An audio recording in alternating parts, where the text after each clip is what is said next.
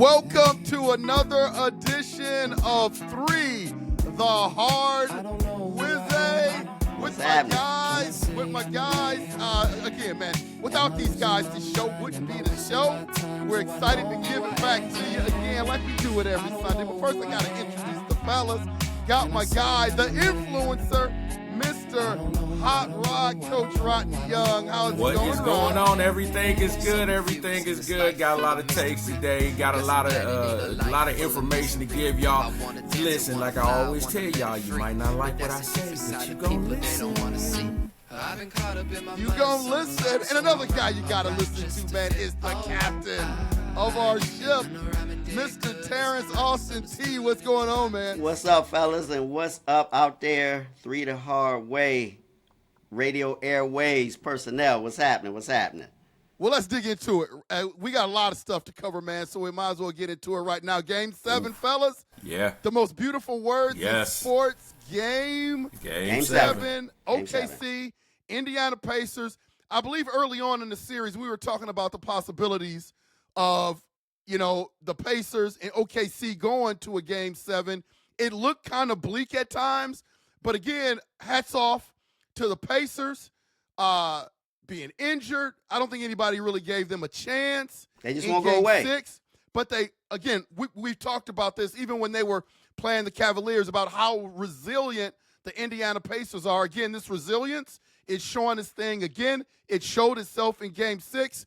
Give me your thoughts about Game 7. What do you expect to see today? Who do you expect to win this thing, and who do you expect to play big? As always, let me go first, Rod, because you have a break. You have the perfect way of cleaning things up. Hey, Game 7, there is no tomorrow whatsoever. As a Cavaliers, as a Cleveland fan, we are 1-2 in Game 7s, okay? We won one in 2016, and we lost two going back to 1997 and 2016 with our baseball team, okay? So Game 7 is for all the marbles, no tomorrow, everybody on deck, okay? Now, OKC is the more talented team. I will give you that. They are the more talented team, but it's just something about this Pacer team that you just cannot put them away. They will not go away, okay? And I'm sure Indiana fans are hoping to get out of their team what we as Cleveland fans got out of our team back in 2016, where we went into enemy territory and won, okay? Because it can be done. Here's the key. If Indiana keeps this thing close, OKC is in trouble. If Indiana keeps it close, all right? Now, if it's a blowout, let's say by halftime, if OKC is up by 20-something points, okay. But again, if it's within 10 at halftime, and again, under 10, 6, 8-point lead, Indiana, you cannot count them out. And here's two factors, okay? One, on Indiana side, the coach, Rick Carlisle, yeah, okay? Yeah. He's a man, he's built for this. He's built for this, okay? He's built for this. So I'm going to go with him, and I'm going to trust him. On OKC side, that's Swiss Army knife and Alex Caruso, okay? Indiana needs to do something to contain him, and Jay Will. They need to contain those two. And if Indiana can contain those two, hey, they may go home with the Larry O'Brien trophy. So that's my take on it. Again, all hands on deck. There's no tomorrow. Next thing after tomorrow will be NBA preseason, so you leave it all out there. But again, that Indiana team, they just won't go away, man. They just won't go away. No. So go ahead, Rob. We go back on the broadcast. I call OKC to win this. Listen, I'm going to say this right now. Rod? OKC is in trouble. Here's why I say OKC is in trouble. Because they fluffed off Game 6. They did not show up for Game 6. Their mindset was, and you can see in the way that they played, let's get it back to OKC, we'll win it to OKC.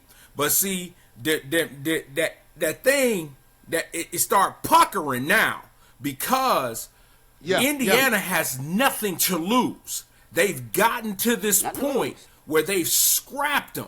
They've been scrappy. They've been that little brother that you've been wanting to slap around all the time because they get on your nerves. That's what the Indiana Pacers have done. Okay? And I do agree with T at this point. Rick Carlisle is the key. Not only has he played in NBA Finals, he has coached in NBA Finals. So now he has the edge, okay? Do I believe SGA is going to come out and play good ball? Yes. Do I believe Williams is going to come play good ball? I don't think he's going to go for 40 again, but he's going to come out and play good ball. Is Chet Holmgren going to show up? Okay? Is the other ancillary pieces, is Lou Dort, who shot horribly in Game 6. Horribly. Is he going to show up again tonight? Okay? Shout out to Tyrese Haliburton for playing through this calf injury and playing pretty well. Once again, TJ McConnell has been playing lights out during this entire series. But I'm going to tell y'all right now, I've been screaming his name, and I don't understand why people ain't paid attention to him, because he's come off the bench and been a flamethrower, and that's Obi Toppin. Obi Toppin has come off the bench, and he went for 20 in Game 6, and he's shooting a three ball like he the second coming of Craig Hodges. I don't understand what's going on with him. I go way back on that. Yeah. But what I'm saying is, you're getting the good Indiana, the bad Indiana, and right now all Rick Carlisle said was get me to Game 7. And if you see the good Pacer team, that team Game 6, that Larry O'Brien trophy is going back to Indiana. SGA is going to have a monumental 7th game. Now, and think about it, once again, that's why it goes back to Carlisle. Those guys at Oklahoma City ain't never been in nothing that strong. Because they were in Game 7s during the playoffs, but not like the NBA Finals. This is it. Right. Okay, so it's for all tomorrow. I'm going to still ride with OKC, but I'm telling you right now, I would not be shocked or surprised if Indiana pulls this. I don't think it's going to be a blowout. I think it's going to be a puncher's game. And don't be surprised if Haliburton win that game on a last-second shot. I'm calling it now. I wouldn't be surprised. Nobody be surprised. Nobody be surprised. Okay. Hey, man. Listen, championship DNA is really important. And, I tell people all the time, I could care less about stats. People like to throw up stats in terms of, does that speak to greatness? A person that's averaging 30 points a game, listen to me, man. When you have these scenarios and you have these obstacles that you have to get past, and there's always going to come on a championship run these moments where you have to stand up and you have to come through for your team. Those are the players that I want to go to war with in any sort of competition ever. I talk to my team about that all the time. Who are you in the moment where things get a little bit tight? I'm talking about, like right now, when you talk about MVPs for this series, you look at a guy, Hot Rod, you mentioned it, man. TJ McConnell, there's no way he's going to be the MVP of this series, but he's had MVP moments. Tyrese Haliburton, strained calf. Has anybody out there ever had a strained calf? Yeah. It hurts. That hurts. It hurts, man. Yeah, I have. That hurts. Yeah. That hurts, especially when you utilize your legs as much as Haliburton does. I will give the MVP right now to the Indiana Pacers athletic training staff. Because if you watched Haliburton play that last game, he didn't look like he was hurting at all. And to be able to have him have that injury the game before, come back in that game and be able to produce, I'm sure he was hurting. I'm sure he was uncomfortable. But for that athletic training staff to get him ready to play for that game, unbelievable. Promote all of them. All of them deserve a pay raise. All of them. If the Pacers find a way to get a ring, every one of them deserves a ring guaranteed. Now, fellas, I don't want to jump the gun, and I don't want to go overboard with this, but I want you to think about something. I want you to think about this from the OKC side. Let's say the Indiana Pacers pull this thing off tonight. They are NBA champions. Now, again, I don't want to be extreme with this, but I'm going to have a hot take right here. Is this one of the biggest collapses ever from OKC? And the reason why I'm saying this is because you look at the body of work, T, for the whole season, how many games they won. Then they roll through the playoffs. Then they have a 3-2 lead. They've got the MVP on their team. They're playing Game 7 at home. Would this be, in the conversation at least, one of the biggest collapses in NBA history? It's in the conversation, but it's not bigger than them blowing that 3-1 lead in 2016 to Golden State, okay? It's not bigger than that. Yeah, okay.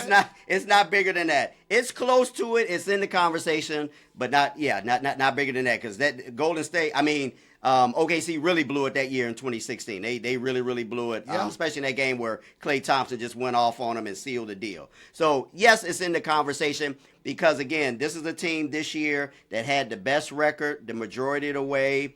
They were hands down, the best team in the West, at times the best team in the NBA, et cetera, et cetera. And, again, they kind of, were at the top of the mountain throughout the whole playoffs, okay?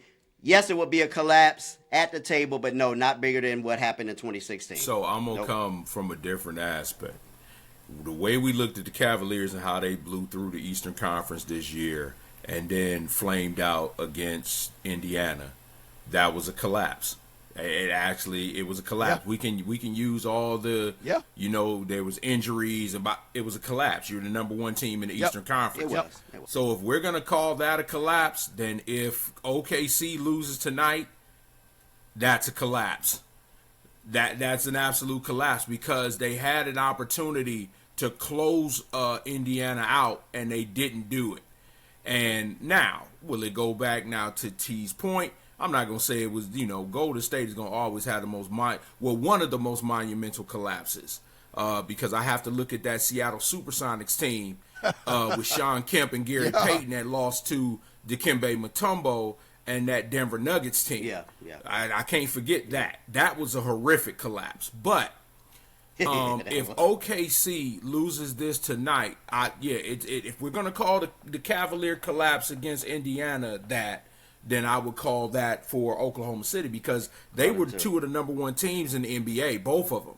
And neither one of them, one didn't make it to the finals and one loses in Game 7 in the finals after having a lead. Yeah, I call it a collapse.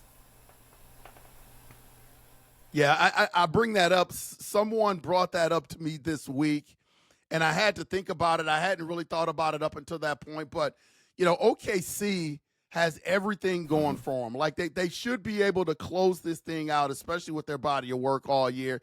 If the Indiana Pacers pulls this thing off, a team where at the beginning of the year, I would be hard-pressed to find somebody that had picked the Indiana Pacers to win this whole thing at the beginning of the year.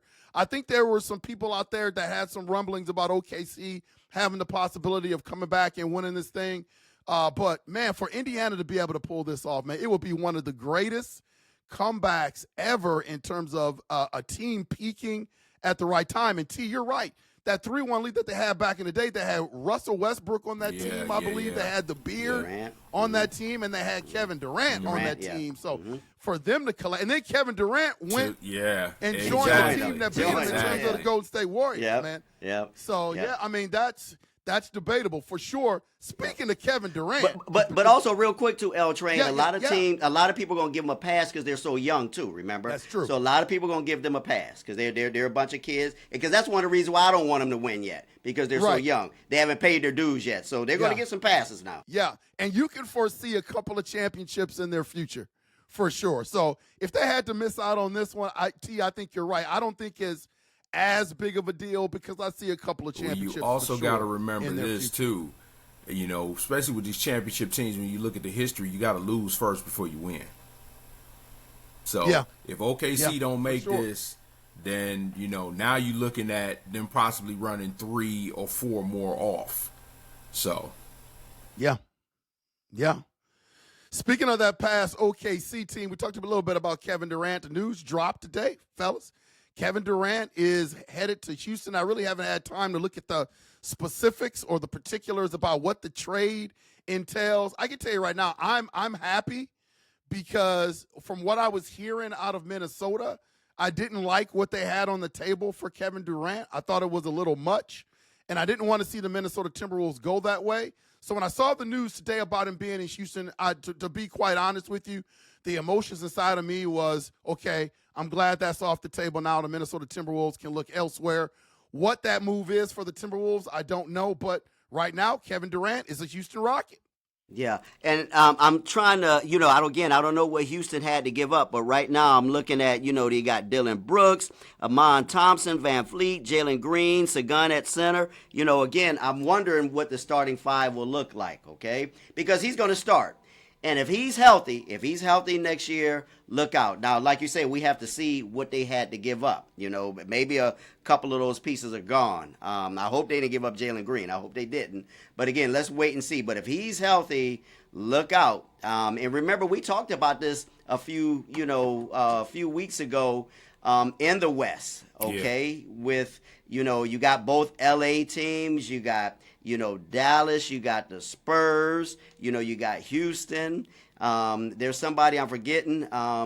We can't throw away Golden State. So, again, the West is still, packed. Now, again, add this to it. Hey, look out. So, OKC, you better get it tonight because it may not be a guarantee next year, Yeah, there's no guarantees, know. Ask Dan Marino if there's a guarantee as far as getting back, That's right. Yeah, there's no guarantees. So, yeah, we got to see, what Houston, gave up. And then Houston has an outstanding coach. We all know that.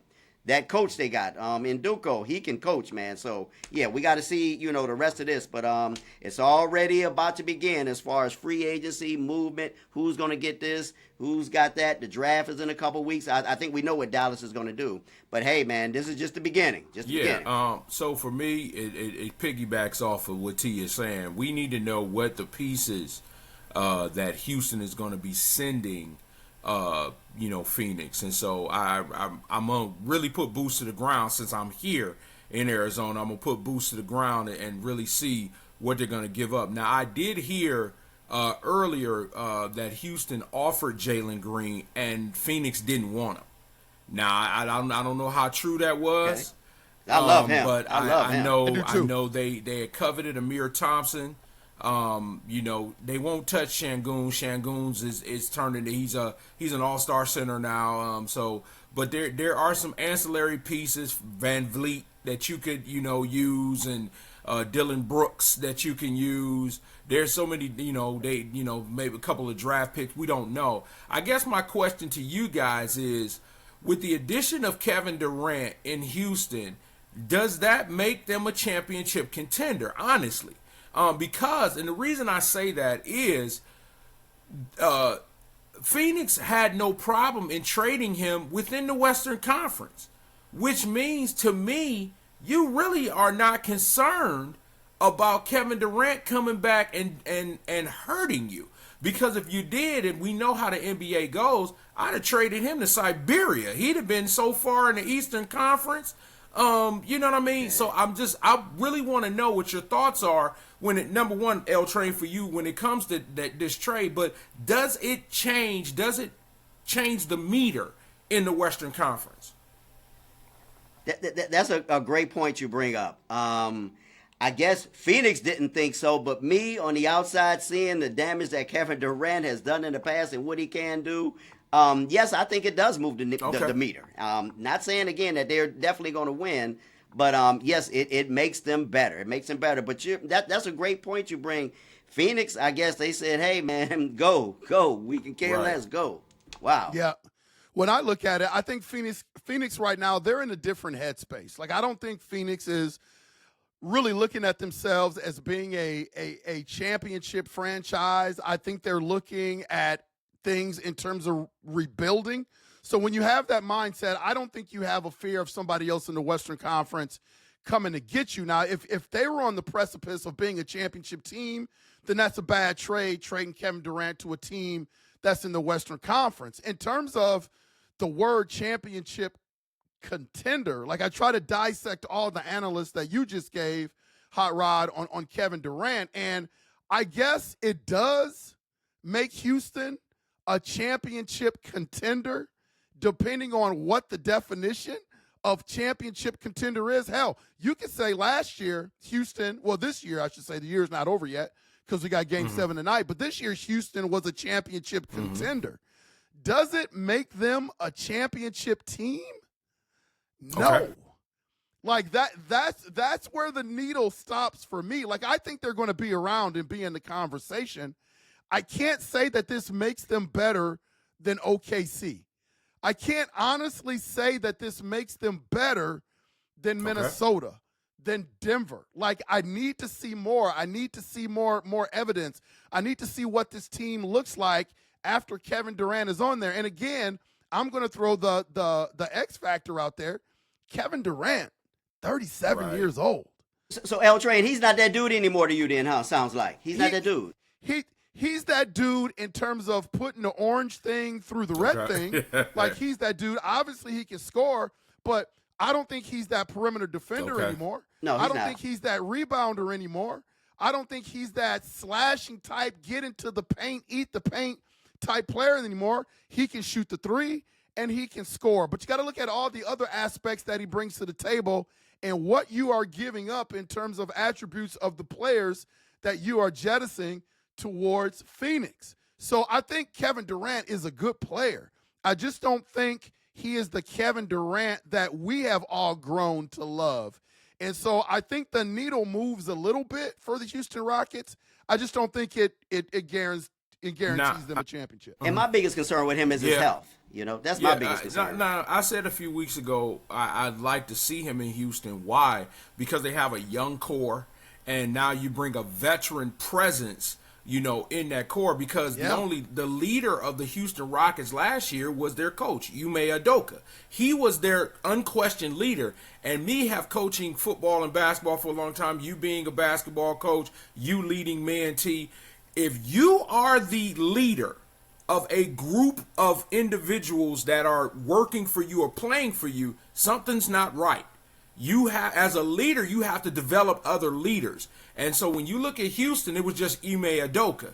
But now you bring a Kevin Durant in there, someone who has championship pedigree, someone who has led the league in scoring, has been the league MVP. Now, if you're not giving these guys up, now you got a Jalen Green who's going to learn from KD. Now you got an Amir Thompson who's going to learn from KD, Şengün who's going to learn from KD.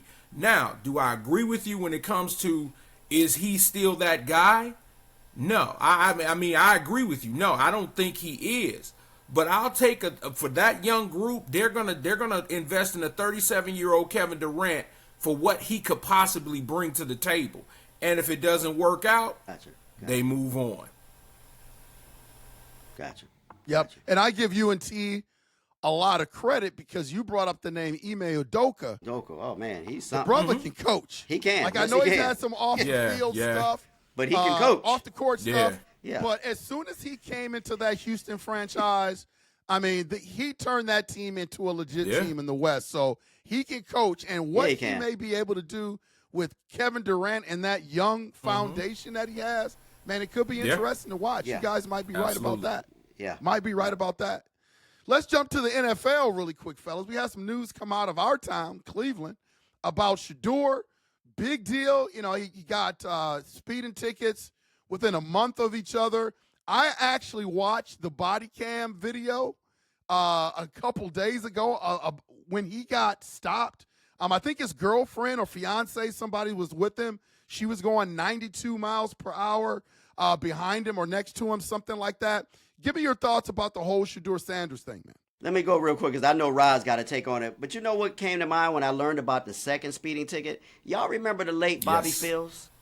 Yes. Played for the Cavaliers and played for Charlotte. Yeah, Bobby loved to drive fast.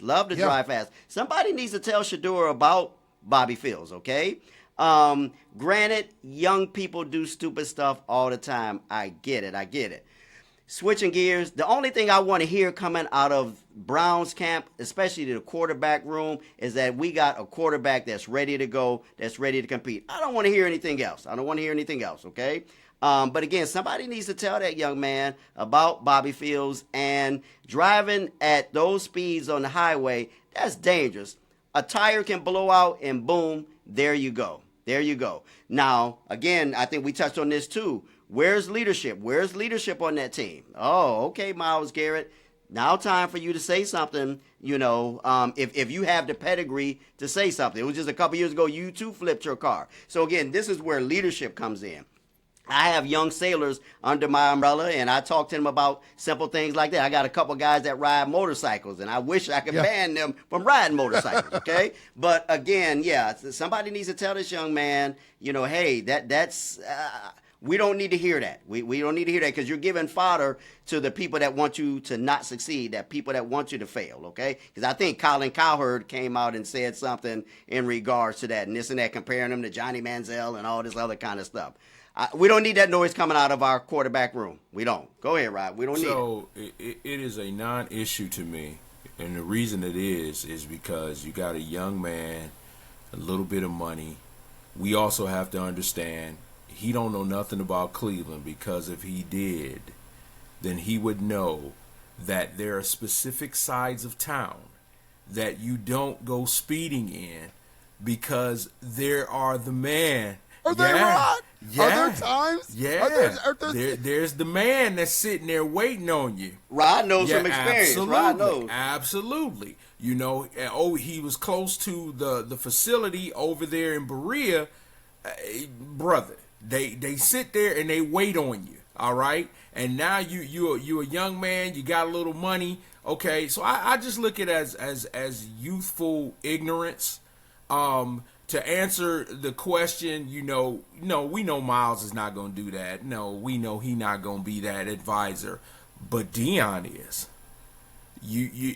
I have no doubt in my mind that Shedeur was more concerned about what his dad was going to say, because his dad probably would have advised him, brother, you don't have the time to have yourself in the papers like that. That's not how we do things, okay? But I look at this as a non-issue. I do hope that there are people in his camp. I know he did the David Njoku softball, charity softball game, and he actually kind of spoke on it. And he was just like, I was just being dumb. I was being a kid. And, but I'm glad you brought up Bobby Fields, because that was tragic when it came to Bobby Fields. But, yeah, he needs to understand. Now, is he the first athlete that got caught speeding? No. Is he the last athlete that's going to get caught speeding? No. However, he has to understand the position that he is in behind the 8 ball. You can't have this negative publicity. You can't have that. And to his credit, he's been on point up until this point. Okay? Yeah. My only quick gripe is the fact that the first speeding ticket the second one came out, and then the Ohio State Patrol decided they wanted to jump on board and let it be known that he had got a ticket a month prior to. Well, why did you wait for the second one to come out? You should have came out when it happened. You should have came out when it happened the first time. So there we go. There's another Tony Grossiism. But he's my hero. Understand that. When I look at Shedeur, man, my main concern is this. I just want him to succeed, and I want him to succeed in Cleveland. So anything that disrupts that, I'm going to have an issue with it. On the surface, it's not necessarily a big deal. I can honestly say I've never driven with you guys, but I can honestly say that myself, Hot Rod, T, that we've probably gone over the speed limit a little bit from time to time. From time to time. I remember as a little kid, we were driving to Mississippi, and I told my dad, I saw the speedometer. I was sitting in the front seat with him, and I said, Dad, I want to go 100. And once you get down south, there's really no speed limit down south. So to my surprise, my dad hit the gas pedal, and we were going 100 miles an hour at one time so he could show off for his son. So we've all did it. But the thing with Shedeur, man, is that he's coming off of a draft that was a little bit awkward for him, that was a little bit embarrassing for him. So he's at this point where he's got to prove it or lose it. So anything that's a little bit noisy, I just want Shedeur to stay away from. And I heard somebody on ESPN, I can't remember who it was. I think it was Chris Canty. I love listening to Chris Canty. He said this is the first time that Shedeur has really ever been away from his dad. His dad was his high school coach. Okay. His dad was his college coach. Everywhere he's been, he's had Deion. So this is really the first time he is going to be without Deion. So credit to Rod in terms of there's a level of maturity that he's got to go through, and I think we have to afford that to him as being a young man that's going to make some mistakes. I will leave you guys with this. And this is why this is so important, because, T, I think you just brought it up in terms of, a tire could blow or anything like that. Yeah. The Minnesota Vikings had a high draft pick last year in Kyrie Jackson, the cornerback, someone that impressed in OTAs, someone that the Minnesota Vikings were really high on. I don't know all the specifics of what happened in his car accident, but two parties were going a little bit too fast. Yeah. Kyrie Jackson's not playing football right now. He lost his life. With those type of decisions and whatever environment, whatever the specifics was, again, I don't know. But both cars going too fast, he's not here anymore. So I don't want to see that happen to Shedeur. I want to see him succeed in that orange and brown, man. Yeah. Partly because a lot of people is not giving him a shot. I think he was kind of blackballed a little bit. And I just want to see him do well because he deserves it. And then the people of Cleveland deserves it as well. So L-Train, and I know exactly where that accident happened that you talk about, the kid that played for the Vikings. That was off of Highway 301, about 2 hours from here in Maryland, right outside of Washington, D.C., a very busy thoroughway, right near Interstate 95, and I know exactly where that is. And, that was tragic. That was very tragic, man. And, you say that, it takes me back to the late, great Jerome Brown. Exactly. Brown. Oh, yeah. Great point. And then recently, Henry Ruggs III, for the receiver for the Raiders. So there's a lot of education out here that Shedeur has to get. But yes, he's been away from his dad. He hasn't been away from his dad before. He hasn't been away from his brothers before. And it's a learning experience, but I think he's learned his lesson. He'll understand, and he admitted, he's like, I made a mistake. I made a horrible mistake. Yeah. Well, hopefully things will get a little bit more quiet in the Cleveland Browns camp with the whole Shedeur thing. I think he's got a good chance to play this year. And again, I think the Cleveland Browns might be a little bit better than what people are giving them credit for. So I just want nothing but football coming out of Cleveland Browns camp. Fellas, have you heard about the whole Caitlin Clark thing? Have you seen the video of the WNBA is getting a little bit more physical now? I like the physical play. I like the competitiveness, but obviously the big story was Caitlin Clark and players getting suspended, stuff like that. What's your whole take on the Caitlin Clark thing? Well, first and foremost, again, the WNBA needs that for ratings, okay? They need it for ratings. And watching Caitlin on the floor, she brings it, okay? She brings it along with bringing the mouth and bringing the, the taunting. So she's no angel in the thing. Yeah, she's no angel. So I love it. And even she's saying, hey, let's just play ball. Let's play ball. Nancy Lieberman was on, the other night, and she was talking about it. Now, again, you don't want to... you don't want to roughhouse and do things that you don't need to be doing. This is not roller derby, but it's okay with them getting physical. It's okay with them getting physical, and I love it, okay, because it brings ratings and it brings eyeballs to the sport. I love the WNBA, and again, like I've always said, the women need to start supporting that league. Come on, women, come on out there and start watching this product, watching these girls. I can't call her name, but the girl for the Mystics, I was watching her the other night that nobody's talking about. She can ball. I can't think of her name, but she can ball. So, again, I love it. The WNBA needs the ratings. Women, come on out there and support this thing and watch this thing. Watch it. It's a good product. I love it. So, Caitlin Clark is a baller. That the bottom line. Yes, she is. And she's bringing back some old school antics. She was doing it in Iowa. She runs her mouth. In Iowa. She was dropping bombs and letting folks know about it. So her game hasn't changed. It's the same thing. It's the fact that now the league is now adapting. Now, I will say this, Sophie Cunningham, during that altercation, she stepped up for her teammate, but she came out and she said, the refs officiate Caitlin differently than they do everybody else. I don't necessarily agree with that assessment. If you're going to talk the talk, then you got to walk the walk. You know, we all play ball, and if you're going to go out there and you're going to run your mouth off at Clint Hall back there in 1991, and he, rest in peace, that brother, and you went up for a layup, and he pinched your stuff against the backboard, and he let you know, you better be able to take it, bro. Yep. You know what I mean? So when it comes to Caitlin Clark, she is entertaining. She's a hooper, but she's entertainment. She's bringing something to the WNBA that they haven't had. I'm going to watch her this afternoon. That they haven't had, okay? She's must-see TV. So the league not necessarily needs to embrace that, but they don't need to condemn that as well, okay? Now, do I want to see, an Indiana Pacer, Detroit Piston brawl? No, I don't want to see that. Come on, ladies. I don't want to see that.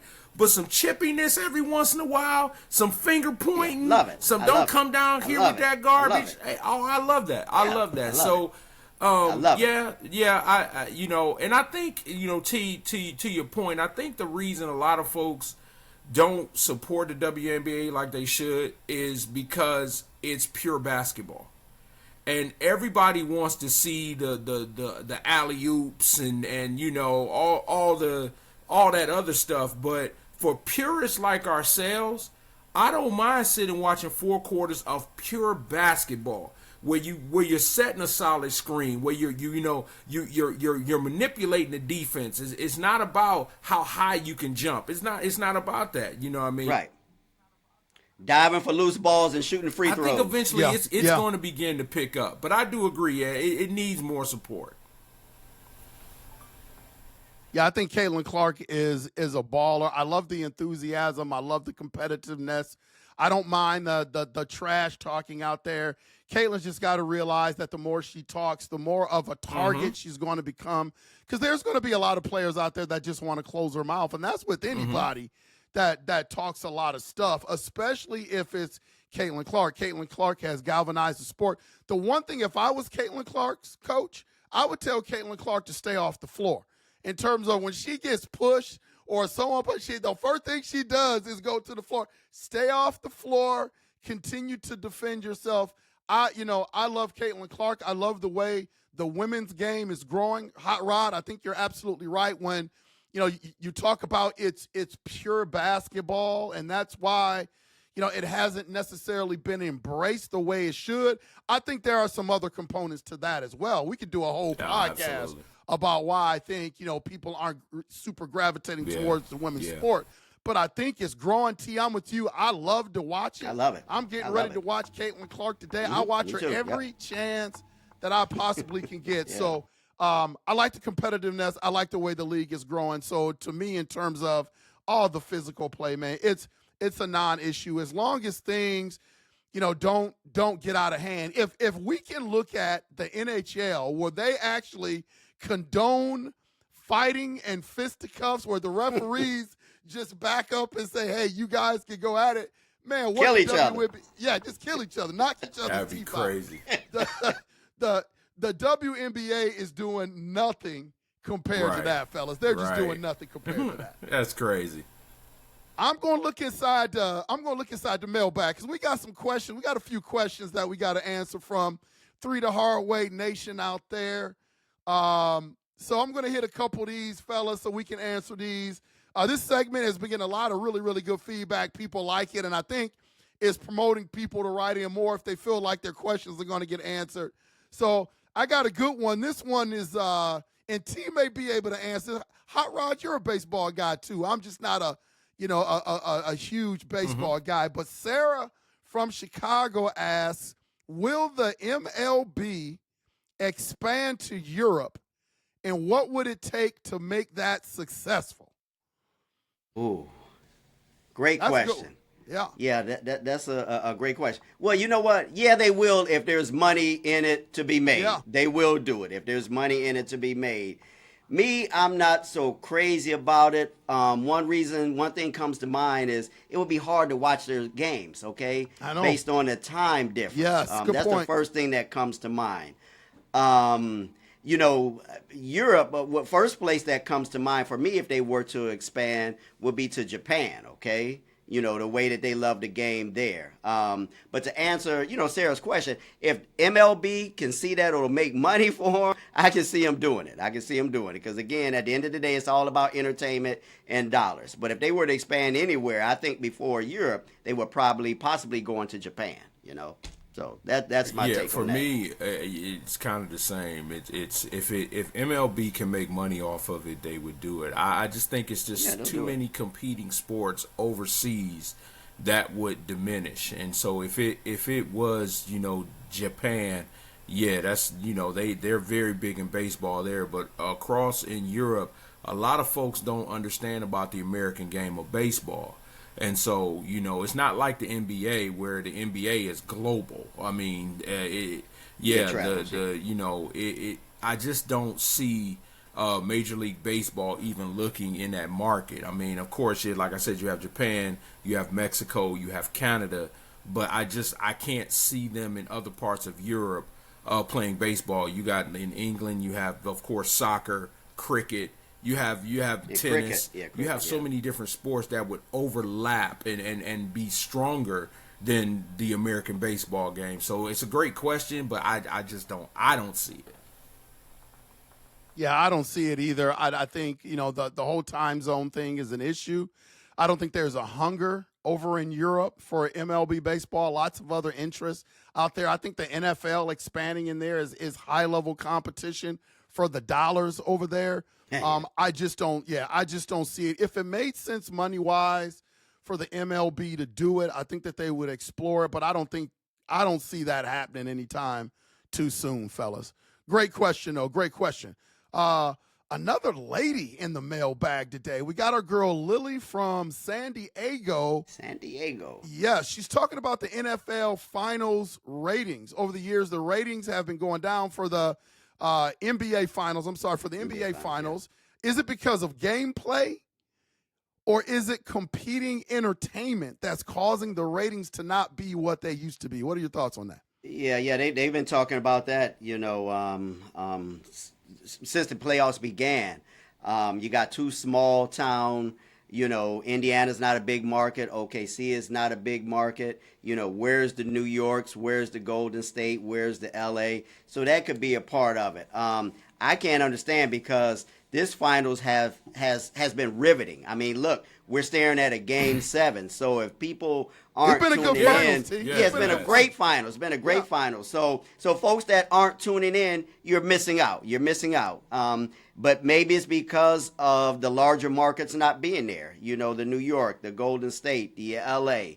And I'm okay with it because, again, like I say, it's been great basketball. Yes, the ratings have been down. They have been down. And, again, all I will say is that folks have been missing it. So maybe it's because of the larger markets not being represented. That's what it could be. I think it's so much parity now in the NBA that it's kind of diluted the product a little bit. Of course, we went through that phase of super teams. You know what I'm saying? And now because of salary cap and they putting caps on now where you can't create these super teams anymore. Now you have a lot of parity in the NBA. And so the major markets doesn't matter anymore. You know what I mean? Because even though this is a great NBA finals that we have going on, Indiana's a small market, Oklahoma City's a small market. Cleveland's a small market. When we first grew up, all we watched was the Lakers and the Celtics. That's all we saw. Lakers, Celtics. Okay, any other games, it didn't matter. It was Lakers, Celtics. But I think because there's so much parity now in the league, and it goes back to this question we talked about a couple weeks ago. There's no true face of the league anymore. True face of the league anymore. So because that they have not made that face of the league anymore. Now you're just watching other regional games. You know what I mean? So I just think the parity has kind of diluted the product. Yeah, I mean, as far as that face of the league, give it a couple years because Cooper Flag is coming. He's coming. Yeah, Cooper Flag is coming. Yep. For me, I think it's a lot of different factors in it. I think with social media, there are headlines that can be attached to any series nowadays. And I think when you look at OKC and you look at the Indiana Pacers, there were really no riveting headlines in terms of those two teams combating each other. So I think that's a little bit of it. I think it's a transition between superstars. You're starting to see guys like LeBron James, Kevin Durant, Steph Curry. Those guys are still relevant in the league, don't get me wrong, but they're starting to phase out a little bit. So now as these new stars start to grow, SGA, Anthony Edwards, as such, I think you're going to start to see the ratings start to climb. I think if you look back, there's always been that roller coaster ride in terms of ratings, from generation to generation. And I think we've hit a lull a little bit, but I expect the NBA to pick back up once the new stars start to rear their heads in this league. I don't foresee the NBA having a popularity problem for sure going forward. Next question is from Ryan over there near T in Washington. He asked, can the revamped Commanders actually make a push to the Super Bowl this season? Yes, they can, but they better sign that wide receiver. McLaren, I don't think they've inked him to a deal yet, and they've been kind of keeping it quiet, okay? Yeah. But they need to get him signed. Again, they drafted that offensive lineman, number one, letting them know that, protecting their quarterback is key. But to answer Ryan's question, I know here on the East Coast, they're crazy about those Washington Commanders. They're crazy. And if that quarterback can have any, if he can look halfway what he looked like last year, hey, look out. They're on the climb. They're on the climb. They're on notice. They got they're ready. They're ready. So to answer his question, they're tracking in the right direction. If that quarterback can stay healthy, they got to sign that wide receiver. They got a couple more pieces on defense. That Washington Commander team is ready. They're ready. Yeah, they're ready. Yeah, I agree. I mean, as long as they keep Jaden Daniels upright, I think McLaren will get signed because, I mean, they went all in. Yeah, they went all in to revamp the offensive line. They went all in when they got Deebo Samuel. The Commanders are all in. Oh, yeah. And so that's why, like I said, the whole key is, can Jaden Daniels take that next step? Can he? I mean, he was there. He got him to the playoff. But now, can he take that next step? Can they? Now, don't get me wrong. I am truly a believer. If they play Philadelphia, that they can compete and they can compete against the Eagles. The Eagles are not the juggernauts, even though they just won the Super Bowl. No. I think the Commanders compare personnel wise. With Philadelphia. So as long as Jaden Daniels stays upright, as long as they can keep him upright and keep him injury free, the Commanders have a wonderful shot. That's a kind of a homer question, though. Trying to get T's, expertise in, kind of a homer question, But no, they're in my backyard, and I watch them team. I watch that team. I follow them. Agree. I like what the Commanders have done, and they putting their best foot forward. They're all in. Yeah, they are.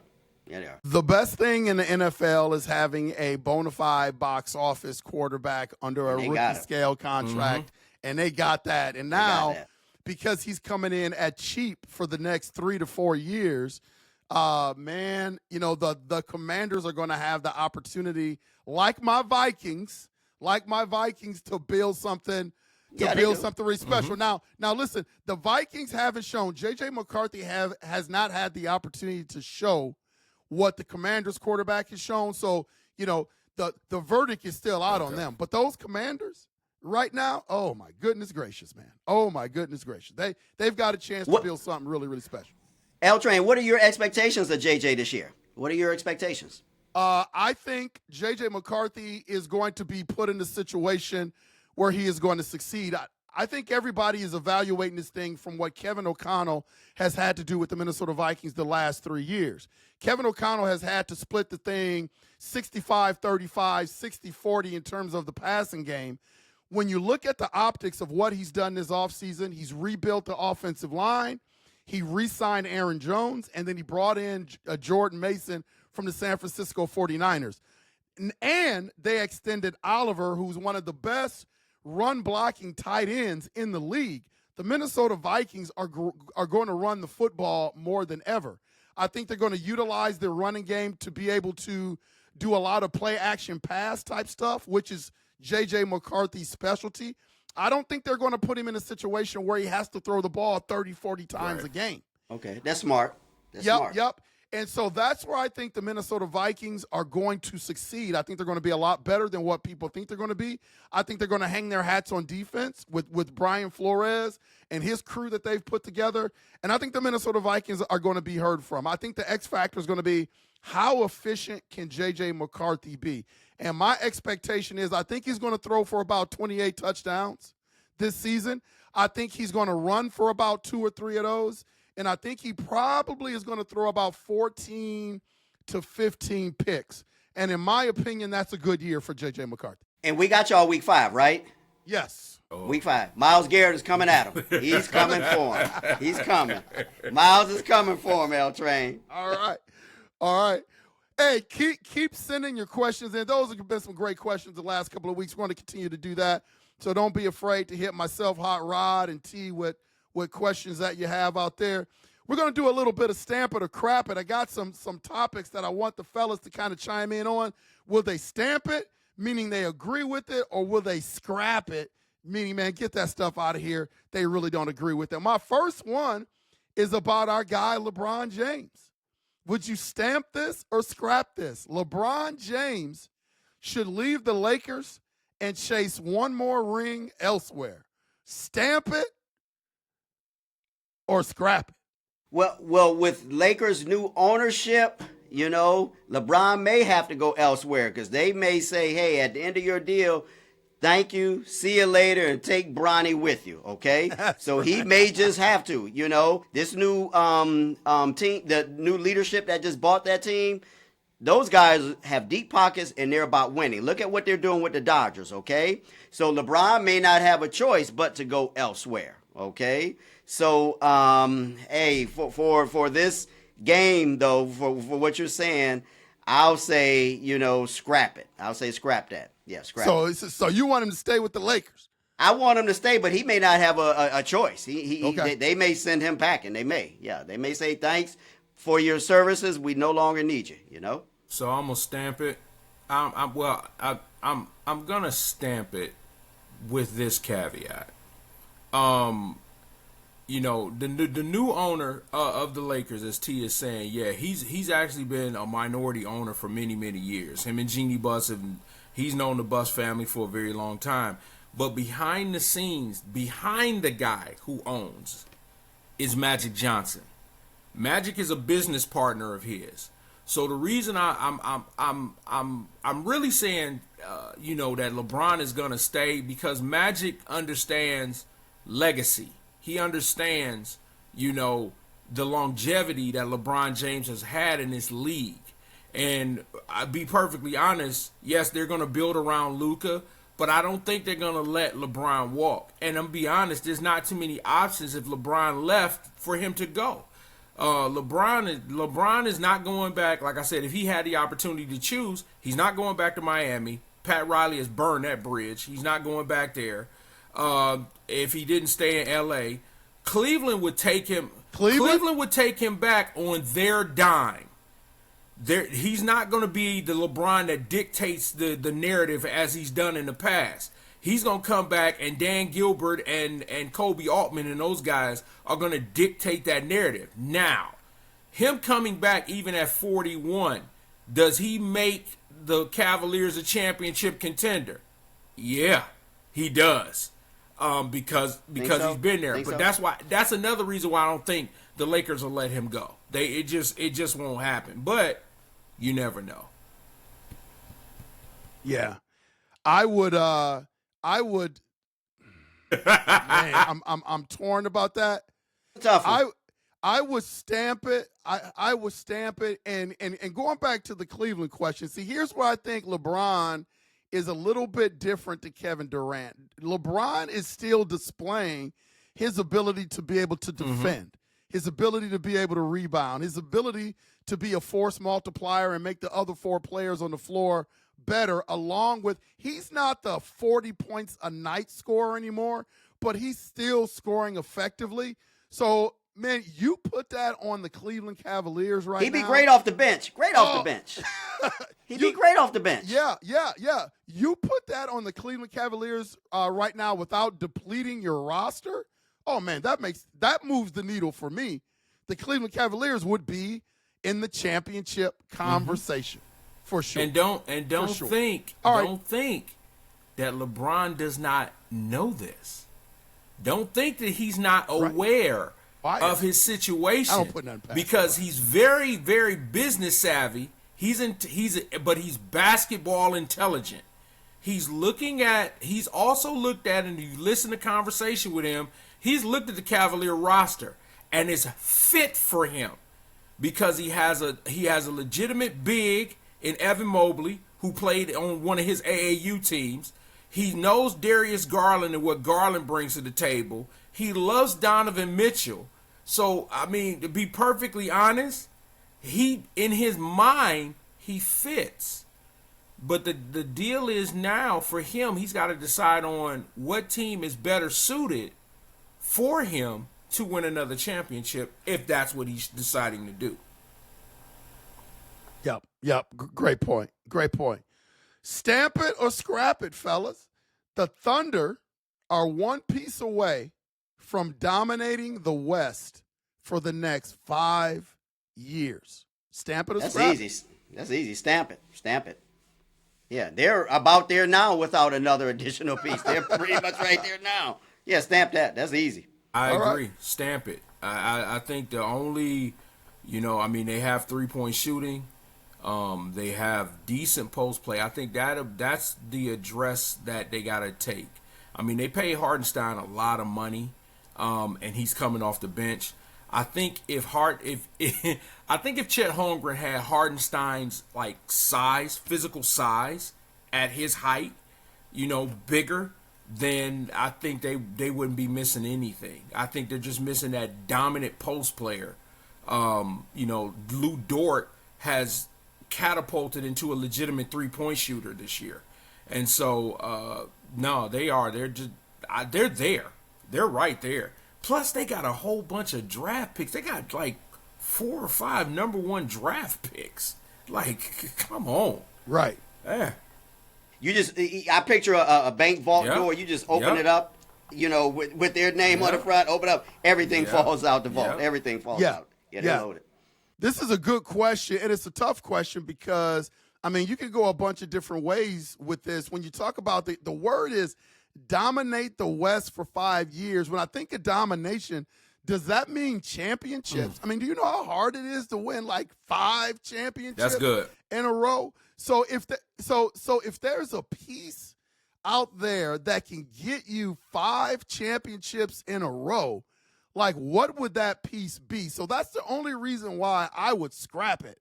Because I don't know what dominance means. There's a lot of different. Good. Does that mean get to the finals? Does that mean being in a conversation, or does that mean championship? So because I really don't know where the question is going, I would probably scrap it because it's hard. When's the last team that won 5 championships in a row in the NBA, if ever that has been done? So I would definitely scrap that. Next one, the NBA should eliminate conferences and seed teams 1 through 16 for the playoffs. Stamp it or scrap it? That's a great question. That is a good one, man. I know how I feel about it, but that's a good one. I'll take it then. I'll go. Go ahead, Rod. Yeah, go ahead, Rod. I understand about that format, but there should be some type of congratulatory effort for winning your conference. You know what I mean? Conference championship. The conference champion should mean something. I take, for instance, out here in Arizona, my last couple years of coaching, they eliminated the conference champion from making the playoffs. And a team that I was coaching at the time, we won the conference, but we got eliminated. Yes. We couldn't make the playoffs because another team, for whatever reason, I don't want to get into all that. But there should be some kind of understanding that, you won the conference championship. You're the number 1 seed. It should be an automatic bid. I understand from a parity standpoint and doing the 1 through 16, but then what incentive does teams have to be number one? What's the incentive to that? Right. Yep. Now, just for clarity, Hot Rod, you're talking about division championships, not necessarily division. I'm sorry, division. Yep. So I 100% agree with you. I think you have to have, because you have unless you're going to somehow get rid of divisions, but you got to have some sort of incentive for teams that win those divisions. I don't know how you would structure that under a 1 through 16 seeding format. That would be really, really tough. So I would scrap that for right now until I agree. I scrap a little bit more pliable. Because I scrap it too. Based on what Rod said. I honestly believe that the playing system should be eliminated. To me, it makes no sense. It makes no sense playing in. You're the 10th seed. That's like a participation award. Come on now. That's like a you're the 10th seed. Yeah. I can't remember who the gentleman was last week. I got to look back at my notes, but he said we talk too much Cleveland sports. That's going to happen. We're from the C-Town, so we're going to continue to do that. But I got to stamp it or scrap it. Pittsburgh Steelers question. Stamp it or scrap this. Aaron Rodgers and the Steelers will win a playoff game in 2025. Stamp it or scrap it. I say scrap it. They may win a playoff game, but he won't be under center. Okay, Aaron Rodgers won't be under center. So scrap it. Scrap it. However, they may win, but Rodgers won't be under center. He won't be. So so that's two-part answer for me. Obligatory Pittsburgh Steelers. I'll answer this question. 4-1-2. All right. I do. For me, I kind of see the Steelers making the playoffs. I just don't see them winning a playoff game. This has been their history. It's just been their history, and it is a possibility that Aaron Rodgers will not be behind center. So that means you're going to try to win a playoff game with Mason Rudolph. Yeah, good luck with that. So no, I scrap that, and I'm not scrapping it because we Cleveland Browns fan. I'm scrapping it. They better get T.J. Watt signed. Yeah, exactly. That's what they better do. Exactly. They better get T.J. Watt signed. Y'all need to worry about bigger things in the Steeler camp, like your best pass rusher not getting paid. Exactly. Okay, how about that? But to answer your Pittsburgh Steeler question, scrap it. Yeah, I am going to barely scrap that.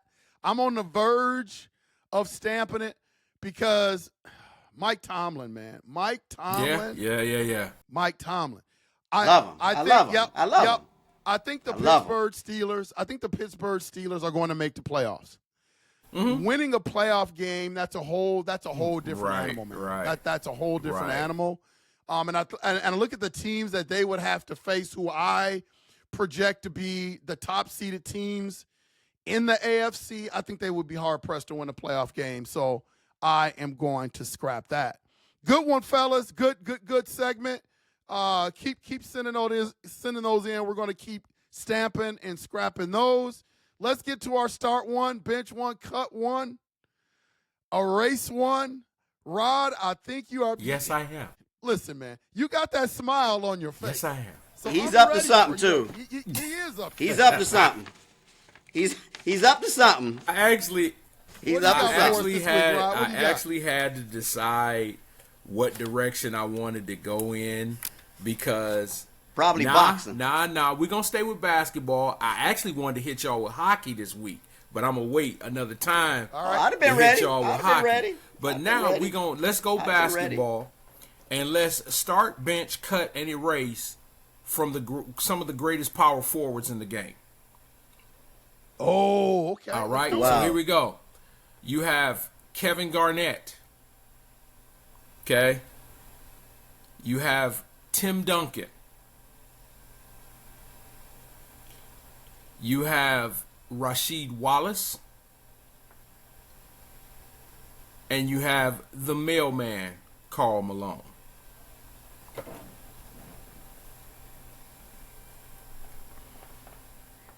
Say them one more time, Rod. Kevin Garnett, Tim Duncan, Rasheed Wallace, and Karl Malone. I'll go first, L Train. Sounds good, T. I'll go first. Wow. I'm going to start Tim Duncan. 5 rings.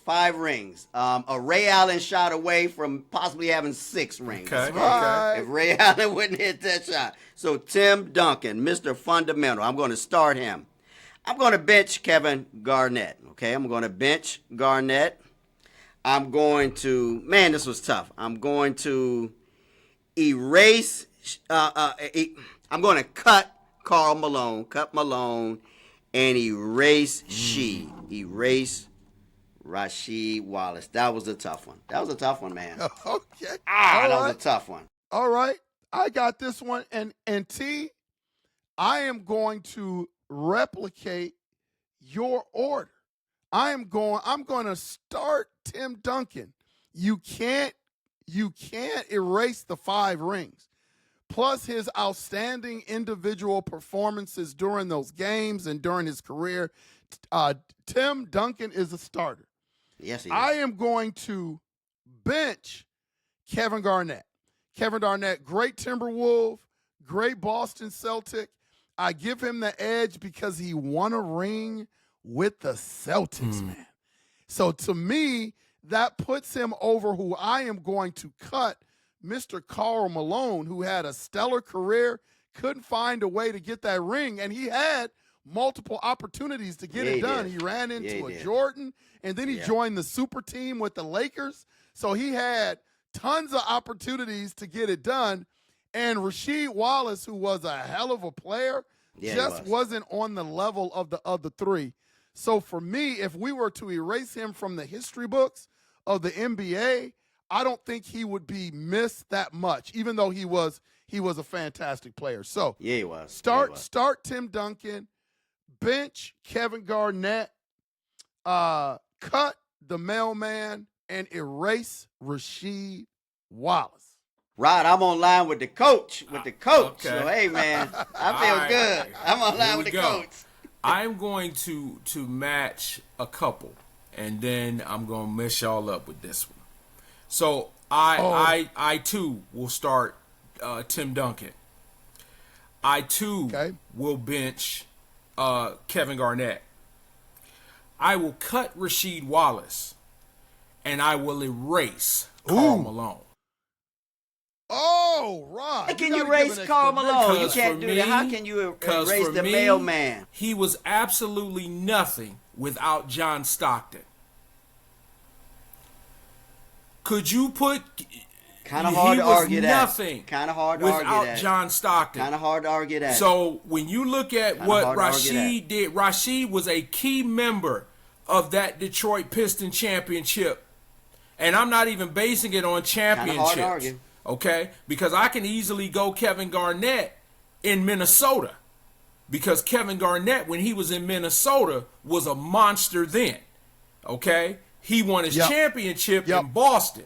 But I'm not going by championships. Tim Duncan was just the big fundamentals. You understand? When you had championship centers that were turning around saying they couldn't guard this dude, okay, you had to put him there. But Karl Malone, and I know people will come against me. I'm for all the smoke. Come on with it. But without John Stockton, you're not mentioning Karl Malone. You're not. You're not. See, for me, I think John Stockton was a huge part of Karl Malone's game. That pick and roll play, man, unprecedented in the NBA. Unstoppable, man. I do think it's a little strong to say Karl Malone would have been nothing like that. There's no evidence of that because they really never played apart from each other until Karl Malone went to the Lakers. L-Train. I think now would if it was Karl Malone and Bimbo Coles, do you think Karl Malone would have got set up for as much as he did? No, hey, Rod, I 100%. I agree with you. Yeah. I think John Stockton was a big part of Karl Malone. Yeah, he was. Word nothing is a little strong. Like, I think Karl Malone Rod. still would have been a player. Come on, Rod. Listen, come on, Rod. I ain't say he was garbage. I didn't say it was garbage. I didn't say. You kind of implying that he would have been garbage without him. You implied it, though. You implied it, Rod. I didn't say he was stir-fried shiitake trash. I didn't say that. but using that term, I'm just saying that because when he went to the Lakers, look at the team that he was on with the Lakers. And he didn't catapult that team over the top. And they were constant. And like I said, when it was him and John Stockton, what do you know more about Karl Malone? You just said it, L. Pick and roll. That's what you said, okay? Yeah. You could isolate him on the post, all right? And he had that turnaround fadeaway. But if you take away that Stockton factor for the majority of his career, I don't think we're talking about Karl Malone the way that we're talking about him Dream Team-wise now. Okay, because even he wasn't even the best player, one of the best players on the Dream Team. Okay, Chuck Daly himself, the late Chuck Daly said, "There's only one person on this team that is the best, and there's one person behind him." And he said Michael Jordan and Charles Barkley. He didn't say Karl Malone. Okay, so that's what I'm saying. I'm just y'all know me. I'm not gonna just throw stuff willy nilly out here, gentlemen. And what you just said, that's coming from one of the best coaches ever in the late Chuck Daly. Ever. One of the best coaches I'm not saying that Karl Malone shouldn't be a Hall of Famer. I'm not saying that he shouldn't be in that Hall of Fame conversation. But a lot of his points were set up due to John Stockton. I don't think that he would have scored the majority of those points if John Stockton was not on that squad. Yeah. You justified your take. Let me say this before we end it. Because this could be entertainment 101. You called Bryce Young a couple weeks ago the poor man's Seth. No, you talking about Trae Young. Trae Young. That was Trae Young. Yeah, my guy at work, he's still mad about that too. He's still mad. Trae Young. Marcus is still mad about that. Yeah. Trae Young. So Karl Malone without John Stockton. Give me a comparison of who Karl Malone would be right now of a player that's in the NBA or someone that's recently played. Great question. Who would Karl Malone be? Oh, jeez, that's a great question. I'm scouring the NBA right now in my brain. Jeez, that's kind of that's a tough one. You hit me with that. That's kind of a topic to hit you. Listen. Can we table that and come back with that one next week? Give me a week to think on that. Yeah. Table that. Give me a week to think on that. Bring it back. That's your homework assignment for the week. That's your homework for the week. Because I don't want to be disrespectful. Yeah, even though some folks will think I'm already disrespectful with that take, but I want to take time and think of that because that's an absolutely great question. Yeah. That's not an on the fly off my head type of question. Yeah, you know what I'm saying? Because So that great question. Give me a week, 3 the hard way. We'll give you me a week, and I'll come back with that one. That's my homework assignment. That's your homework. Go to study hall and figure it out. All right, fellas, it's time for our parting shots, like we do all week. What do you got, Hot Rod T? Which one of you guys want to go first? I'll go first. Mine is simple. I'll just keep it straight to sports, on the field, on the court. That catcher for the Seattle Mariners, Cal Raleigh, we're not even at All-Star break yet, and he's already hit 30 home runs, okay, from the catcher's position, okay? That's Johnny Bench, Mike Piazza type stuff, okay? Yeah, 30 home runs already. And he makes it look effortlessly, okay? He doesn't have the biggest swing in the world, but when he makes contact, that ball flies out of there, okay? Yes, sir. And especially in Seattle, and that's a pitcher's park, too. So I got to, tip my cap to that guy, that catcher in Seattle, Cal Raleigh. All right. Nice. What do you got, Rod? For me, real quick, if I can throw these in, my one final shot, I got two of them. I got one. John Bones Jones retired from the UFC. illustrious career. He just announced his retirement. John Bones Jones was an absolute terror in the UFC when he was, of course, there was some, off the field type things that he had to deal with, kind of derailed him a little bit. But surefire first ballot Hall of Famer. Shout out, congratulations, John Bones Jones. But the one I really want to shout out is my niece, Aviana Navarro. We call her Boo Boo. She has a rare form of brain cancer. And but here's the thing. She was told that she would not survive until 10 years old. I just went to her 18th birthday party yesterday. So Amen. I just want to send a shout out to my niece Boo Boo and tell her that I love her and to keep fighting, keep fighting, and keep fighting. So that's that's my shout out. Amen. Rob, what are her aspirations? What does she want to be when she grow up? What does she want to be when she grow up? The thing is with Boo Boo is, because there's some cognitive things that she's been dealing with. She just likes bringing sunshine to people. She always has a smile on her face, no matter what. And I mean, she has tumors, not just in her brain, but it's all over her body. But she does not complain. She just keeps pushing. And so for me, she's an inspiration to me because when I feel like I'm having a bad day, I'm thinking about her, and then my day means nothing. You know what I mean? So I definitely I had a good time with her and her family last night, and So I just want to give her a shout out. Amen. That's big time, man. That's big time. My parting shot, I became aware of, I read a lot of books and I watch a lot of things about sports. Doesn't have to be basketball, football, baseball, anything like that in terms of mainstream sports. But I came across the story of a guy named Robert Paler. Robert Paler was a rugby player. He suffered a broken neck back in 2017. He was told that he would never walk again. Again, this is one of those stories where he defied the odds. He's walking again. And now he's touring, becoming this great motivational speaker. And, they showed examples of how he is affecting the lives of young people out there and has just done a really, really good job of that. So something that was a tragedy for him, he's turned it around and he's being impactful. Rod, I always call you the influencer about how much you impact, kids in your world over there, man. This is another individual that, I'm always in awe of people that can impact others. So if you haven't heard the story of Robert Paler, look him up, read the story of Robert Paler. It is very motivational. So that is my parting shot for the week. Amen. Again, great show, fellas. We got a special show coming up next Sunday. We got our guy Brian Barry from Warrensville Heights coming up. Screenwriter, director, actor, now author, Brian Barry. So proud of that young man, doing some great things. We're going to have him on the show, not just to talk about his journey in terms of movies, making movies and screenwriting and stuff like that, but Brian Barry is a big-time Cleveland Browns fan.